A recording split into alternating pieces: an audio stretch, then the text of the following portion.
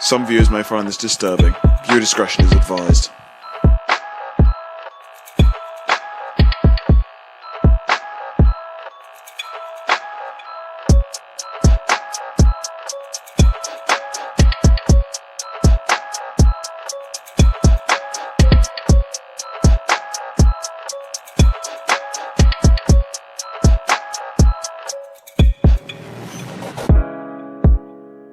Hey, what's up you guys, it's Nicole and welcome to a brand new video on the Nicole and Daniel channel.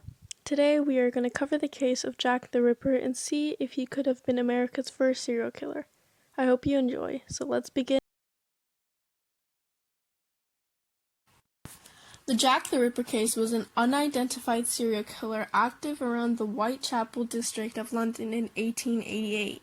Attacks ascribed to Jack the Ripper typically involved female prostitutes who lived and worked in the slums of East End of London, whose throats were cut prior to the abdominal mutilations. The removal of internal organs from at least 3 of the victims led to proposals that their killer had some surgical knowledge. And the 5 victims were Mary Ann Nichols, Annie Chapman, Elizabeth Stride, Catherine Eddowes, and Mary Jane Kelly. They are also known as the Chronicle 5. Their murders between the 31st of August and November 9th in 1888. The body of Mary Ann Nichols was discovered at about 3:40 a.m. on Friday 31st August 1888. Her throat was severed by 2 cuts, one which completely severed the tissue down to the vertebra. The lower part of her abdomen was partly ripped open by a deep jagged wound. One week later, on Saturday, September 8th, 1888, the body of Annie Chapman was discovered at approximately 6 a.m. As in of the case of Mary Ann Nichols, her throat was severed by 2 deep cuts. Her abdomen had been cut entirely open, with a section of flesh from her stomach being placed upon her left shoulder, another section of skin and flesh, plus her small intestines, being removed and placed above her right shoulder. Chapman's autopsy also revealed that her uterus and sections of her bladder had been removed.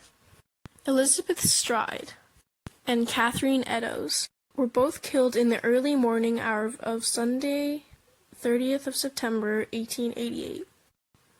Stride's body was discovered at approximately 1 in the morning. Stride's body was discovered approximately at 1 a.m. that morning.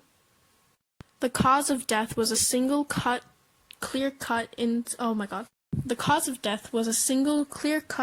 incision measuring 6 inches across her neck, which had severed her left artery. Wait, what? Elizabeth's body. Eddowes' body was found 3/4 of an hour after the discovery of Elizabeth Stride. Her throat was severed and her abdomen ripped open by a long, deep, jagged wound. Before, her intestines had been placed over her right shoulder. The left kidney and the major part of the uterus had been removed, and her face had been disfigured, with her nose severed, her cheek slashed, and cuts measuring 1/4 of an inch and 1/2 inch respectively vertical.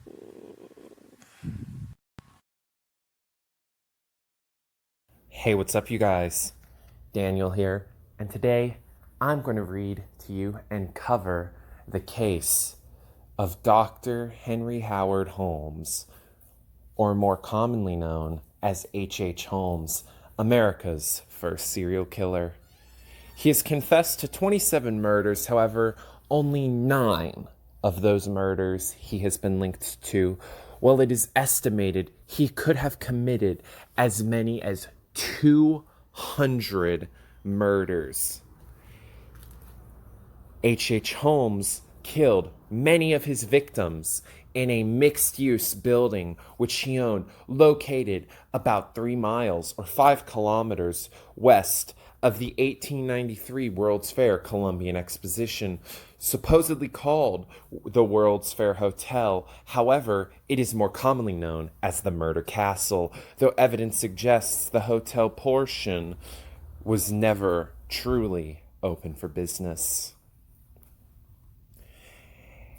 Besides being a serial killer, H.H. Holmes was also a con artist and bigamist.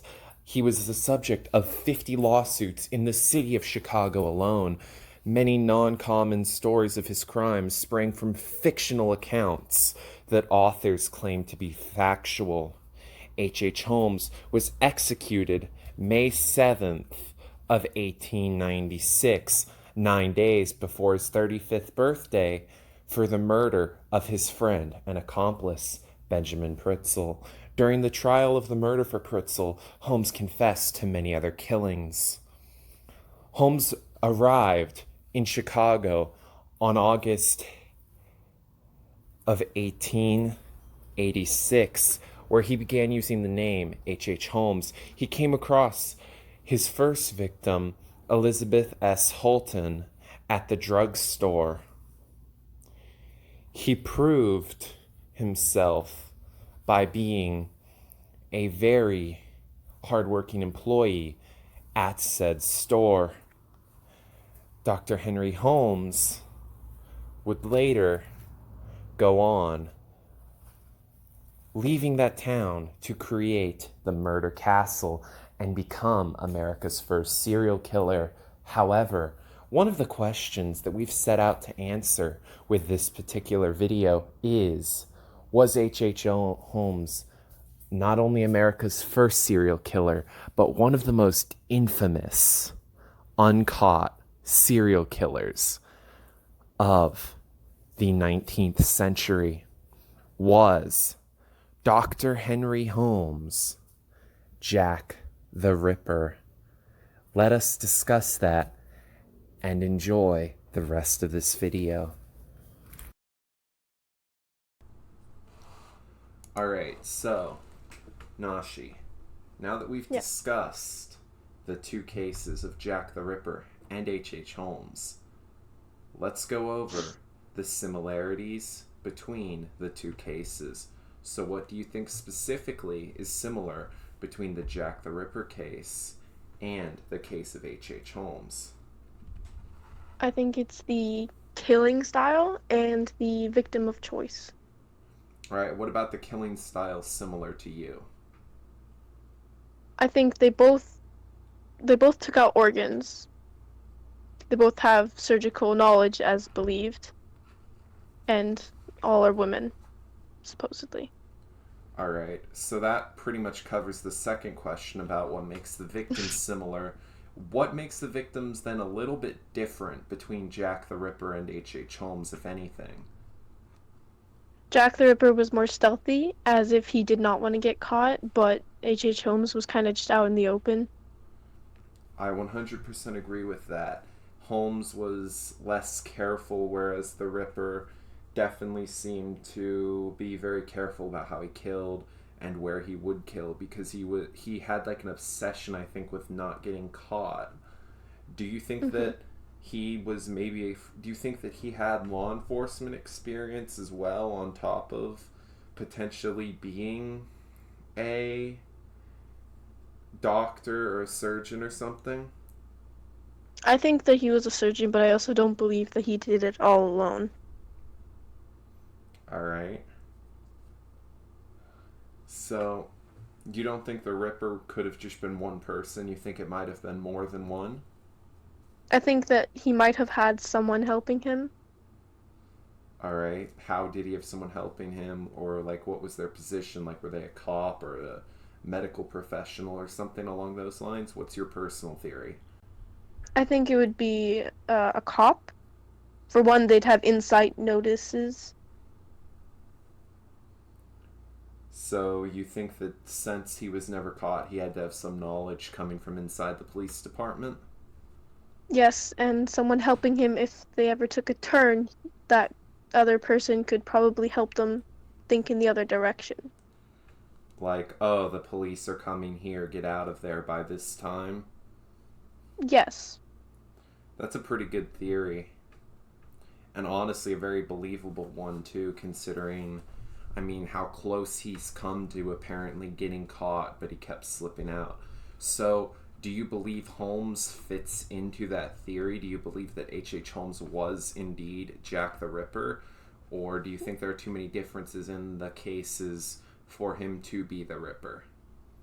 I think there are many, many differences, but specifically one being not caught, but one being caught. I think that he kind of maybe gave up on trying to not get caught, kind of tricked them, but accidentally got caught. That's a pretty good theory, because a lot of serial killers sort of like want to get caught because it's like the thrill of the chase. Yes. Do you think that Holmes was the Ripper, or do you think that the Ripper could be some mysterious other doctor or surgeon or police officer? I truly believe that they could be the same person. Yeah. I honestly agree. There's a lot of evidence to say they are the same person. They chose similar victims.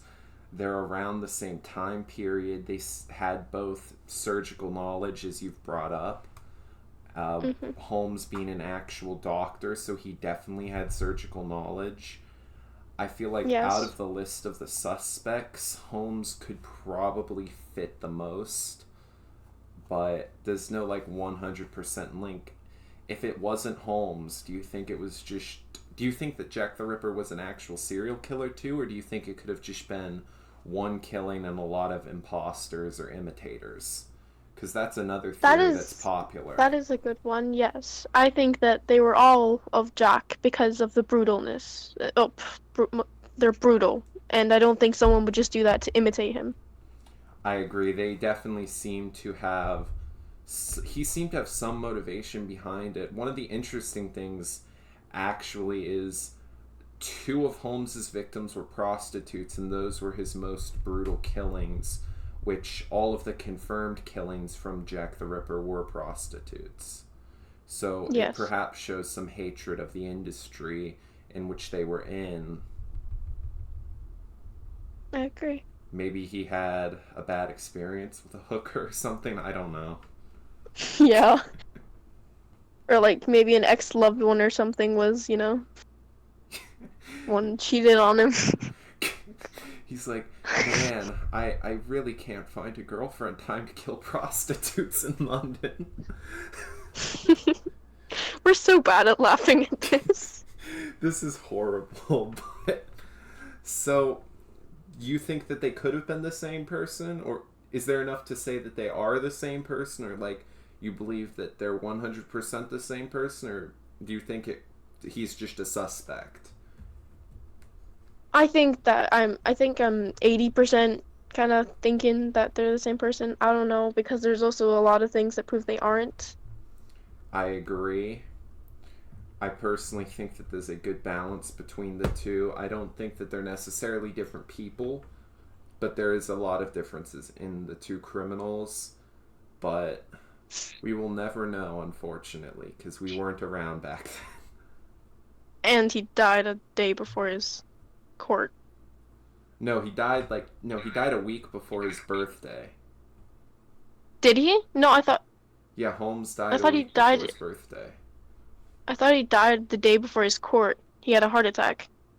No. Who had... Okay. You must have been researching another case. Then. Yeah, I think that's on another case. Sorry. Alrighty. Well, guys, thank you so much for watching. Stay tuned. You never know what's in that alley. And we'll see you later. Peace. Tell all the children to lock those doors. I seen the smoke in the sky before. Gotta be up on my feet when the morning comes, 'cause this fight we can't ignore. I feel a chill building up inside, seeing the sweat filling up my eyes. Tell every friend, enemy in flesh and blood to send out the battle cry. Anger stretching out from